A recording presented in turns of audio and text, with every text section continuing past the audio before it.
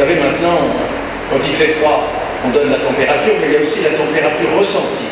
Nous parlions du Moyen-Orient, et au Moyen-Orient, dans toute l'étendue, et nous n'avons pas eu le temps de parler de tout, c'était déjà formidable d'avoir 2 heures pour en parler, les choses sont dangereuses. Les religions s'affrontent, des dictatures naissent, d'horribles massacres ont lieu, c'est non seulement dangereux, mais pour le reste du monde, c'est véritablement une préoccupation.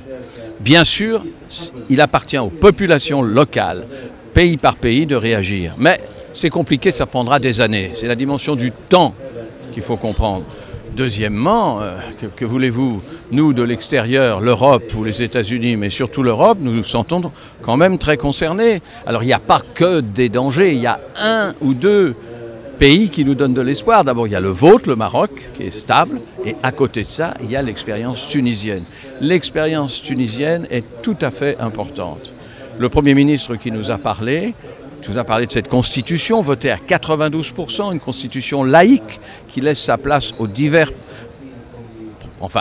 partis politiques, mais aussi à la société civile et aux femmes, c'est essentiel. Et ça nous a donné un souffle d'espoir. Voilà, alors dans ce paysage noirâtre, dangereux en effet, vous avez raison, il y a quand même des zones d'espoir. Un jour ou l'autre, oui, j'ai dit ça, moi, mon sentiment. Ça fait très longtemps que je suis en faveur de la reconnaissance d'un État palestinien. Mais je pense que les choses avancent et que la Commission des affaires étrangères du Parlement français, dirigée par Elisabeth Guigou, a produit un texte qui est équilibré, reconnaissance des 2 États. Je crois que ça avancera, mais ce n'est pas moi qui décide. Si c'était moi, il y a longtemps que ce serait fait. Écoutez, franchement, la tension entre nos 2 pays, je ne la sens pas. Excusez-moi, mais je trouve que nous sommes 2 peuples tellement amis, tellement confiants l'un dans l'autre, que c'est au contraire un modèle. Alors, qu'il y ait parfois des tensions, vous savez, la tension est surtout, hélas, entre l'Algérie et le Maroc.